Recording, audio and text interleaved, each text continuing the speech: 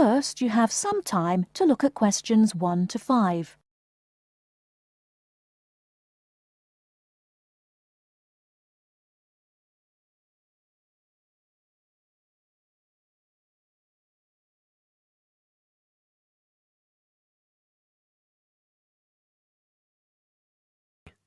Listen and complete the notes about 2 people who work at ESCO Engineering. Oh, hi, Maggie, it's Greg. Hi, Greg. I'm phoning to check some information about some of the staff. I'm putting all the staff data into new files, and I noticed that I don't have files for 2 people. I think you might have them. Oh, really? What are their names? Peter Austin and Jane Moore. Let me have a look. Yes, I've got them here. Shall I send them to you? No, you don't need to. Just give me the information now. I can write it on some new files. I don't really need the photos if you've got photos there. OK. Well, Peter Austin first. Now, is that Austin with an I or Austin with an E? It's Austin, and his address is 110 Argyle Street, Tunbridge Wells, Kent, TN3 5RQ. 110? Uh-huh. And his phone number? It's 07984 645 792. OK. And how old is he? He's 47. 47. And what about his marital status? He's married. There's a note here that he has 3 children, 2 boys and a girl. OK. And finally, when did he join the company? He started with ESCO in August 2003. Thanks, Maggie. Before you hear the rest of the conversation, you have some time to look at questions 6 to 10.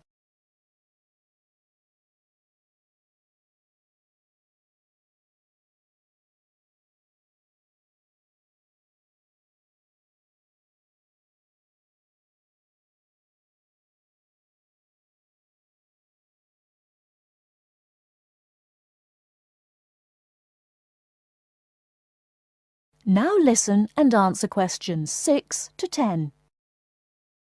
Now, what about Jane? Her name's Jane Moore, that's Moore, and her address is 72 Cedar Road, Crowborough, Kent, CR3 5RQ. CR3 and what, sorry? CR3 5RQ. And how do you spell cedar? CEDAR. Her phone number is 07984 650 396. 07984 650 396. Yes. Now, she's 22 and she's single. OK. And she started with ESCO in 2005, February 2005. Right, thanks, Maggie. That's very helpful. Goodbye now. Goodbye. That is the end of part 1. You now have half a minute to check your answers.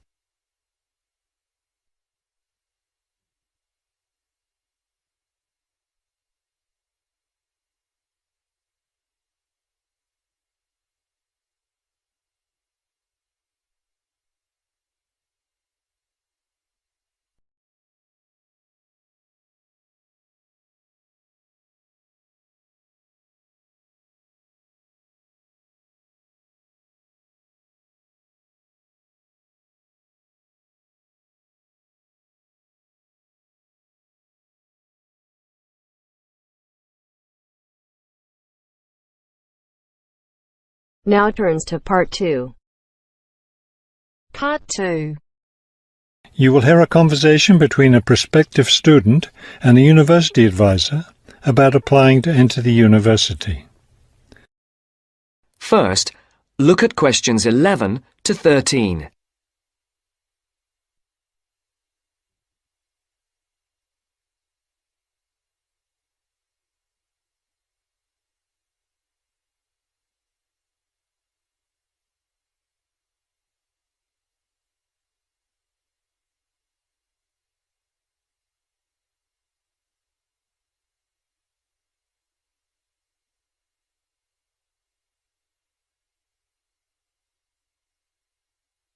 As you listen to the first part of the interview, answer questions 11 to 13.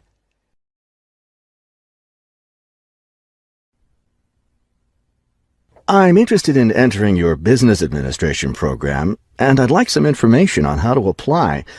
I'm a little concerned because I've been out of school for a number of years. That could actually work to your advantage. It's possible to get academic credit for work experience if that experience is related to courses in our program. I've been working in business for several years. How would I get academic credit for that? First, you'll need to read the university catalogue to see if any of the course descriptions match your specific job experience. For example, if you've worked in accounting, you may be able to get credit for an accounting course. So then what would I do? You would write a summary of your work experience, relating it to specific courses we offer. Submit that to the admissions office with a letter from your work supervisor confirming your experience. Now look at questions 14 to 20.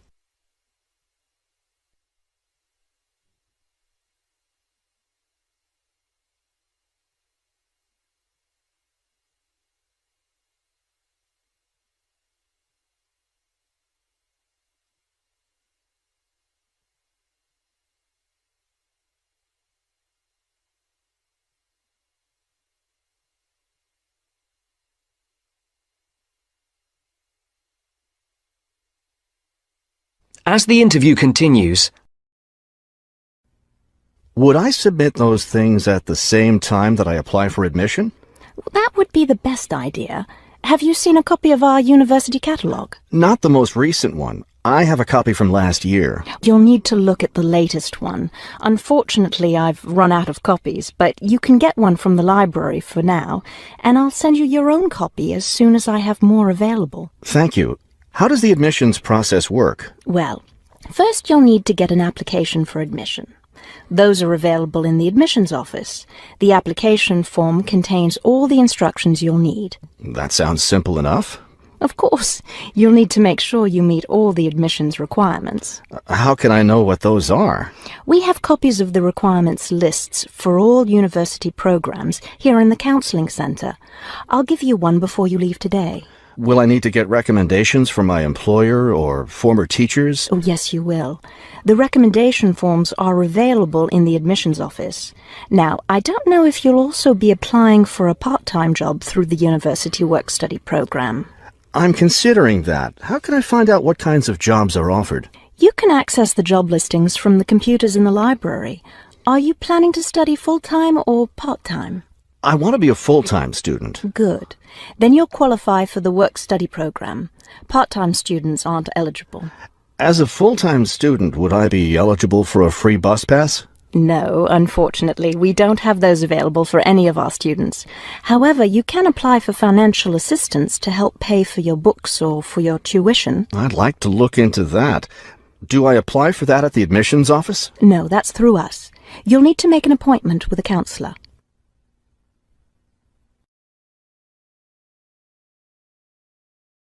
That is the end of part 2.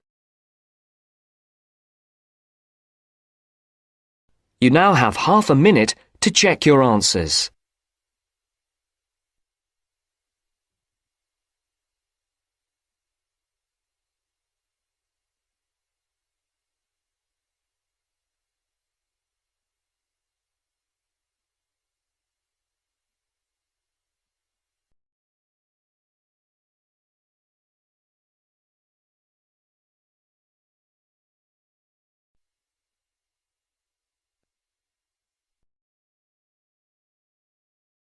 Now turns to part 3. Part 3. You will hear a business studies student called Sam talking to his tutor about an IT project he is going to do for a local company called Turner's.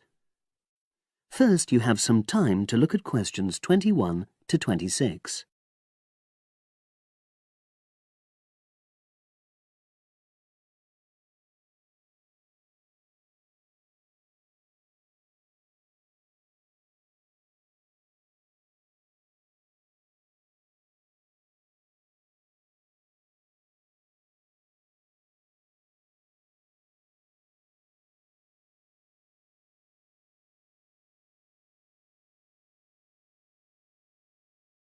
Now listen and answer questions 21 to 26.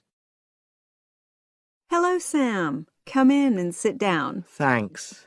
You're here to discuss your company-based IT project, aren't you? Yes, I've been to see the manager and he's given me a lot of ideas about projects that the company would find useful, but I wanted to ask your opinion about them before I choose one. Yes, that's fine. Now, this company's called Turner's, isn't it? That's right. It's a small engineering company.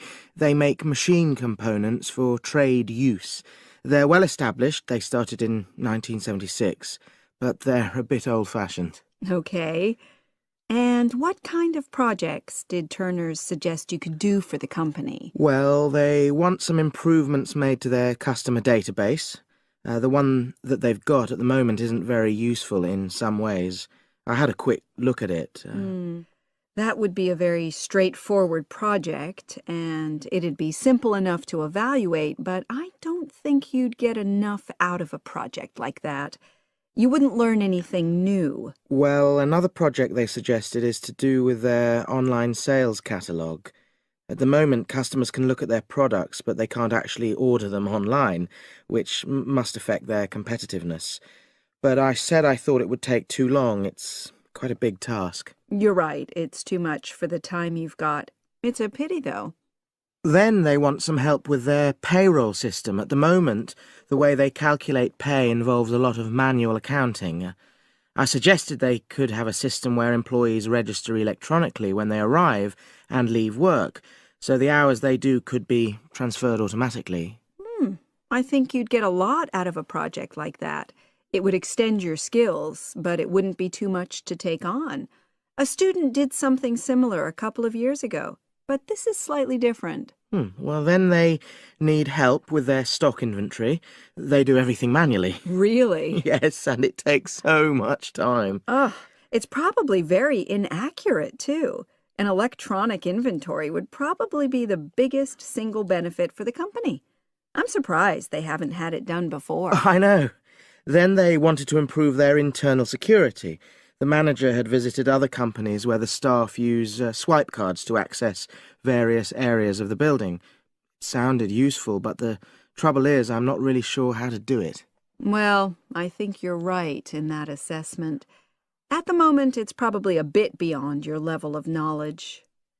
Is that all? Just one more. Customer service. They want to be able to collect feedback from their customers in a more systematic way. At the moment, it's a bit of a mess, and they probably lose business as a result. Would that involve you going to see customers at their own premises? Because in that case, you might have to do a fair amount of traveling, and that would incur expenses that haven't been agreed with these companies. I never thought of that. Well, it might not be a problem, but it's something that needs clarifying. Well, I hope that's been helpful in narrowing down the options. Yes, it has, thanks. I'll be able to make a decision now. But while I'm here, can I talk to you about coursework? Sure. Now you have some time to look at questions 27 to 30.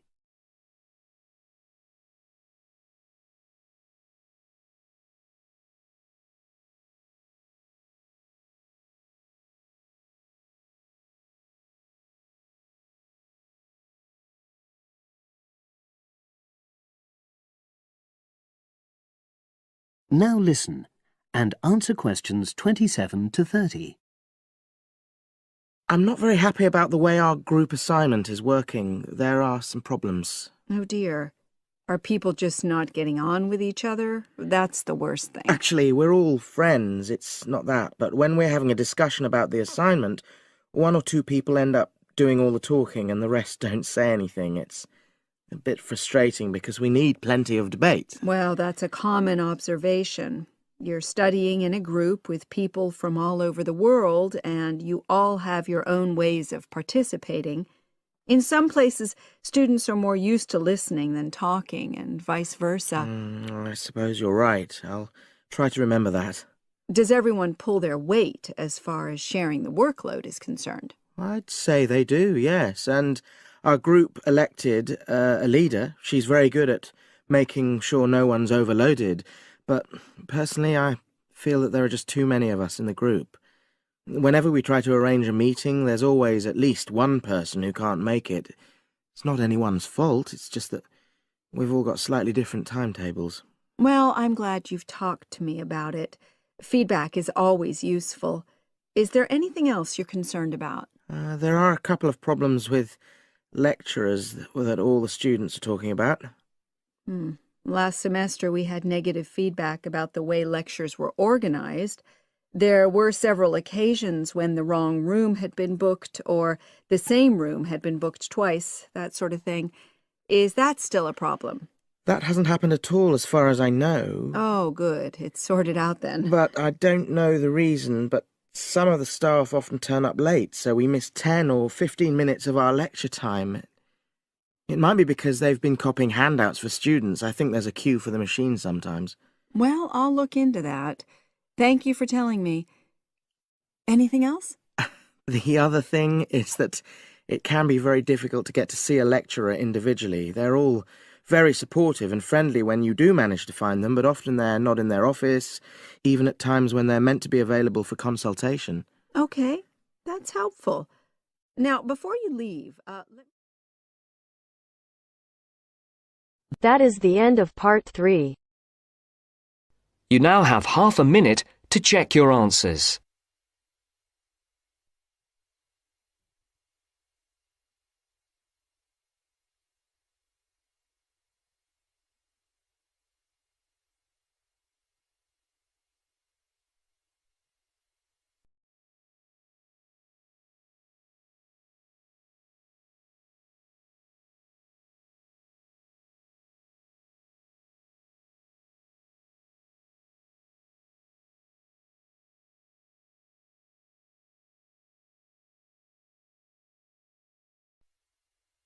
Now turns to part 4. Part 4. You will hear a lecture about geotourism. You have 30 seconds to look at questions 31 to 34.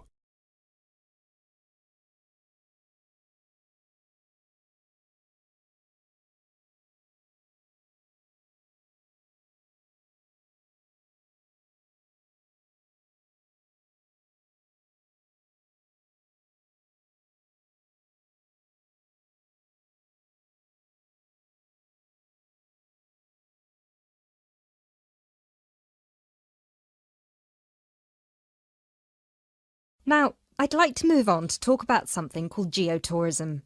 Geotourism is very basically leveraging the benefits of tourism for local communities. I would just like to give you a couple of statistics which are very illustrative of the current situation with regard to young travellers and international tourism.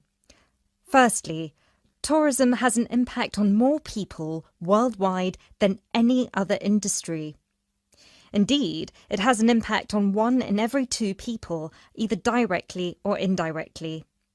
The second statistic is that in global tourism, there is a 97% economic leakage.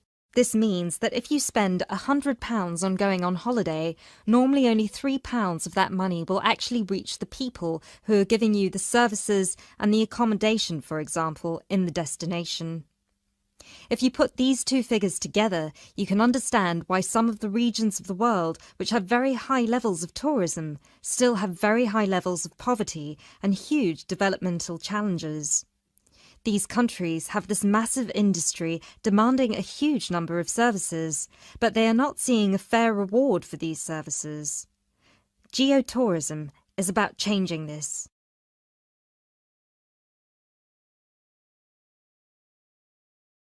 You now have 30 seconds to look at questions 35 to 40.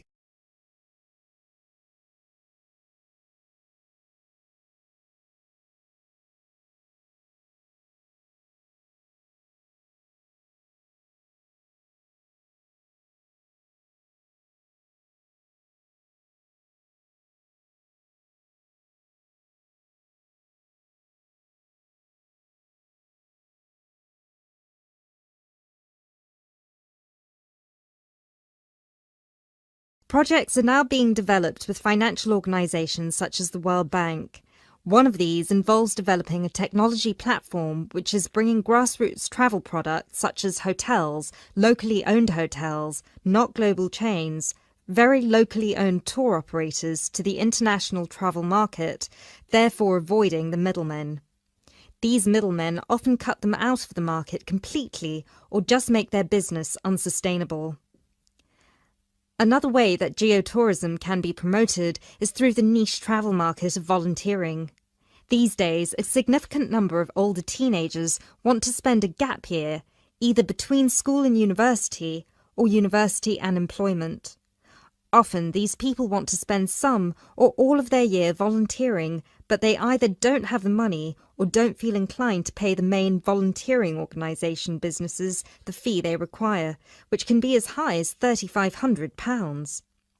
What they are looking for is an organisation who can connect them with people on the ground, who can suggest worthwhile local projects. So, this is a real win-win scenario. The organisers charge a small flat fee, which then goes to the local contact.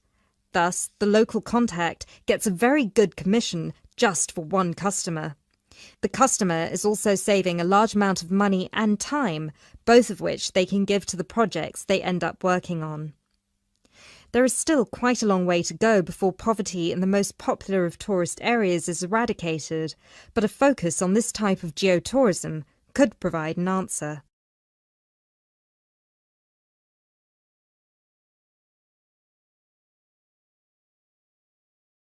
That is the end of part 4. You now have half a minute to check your answers.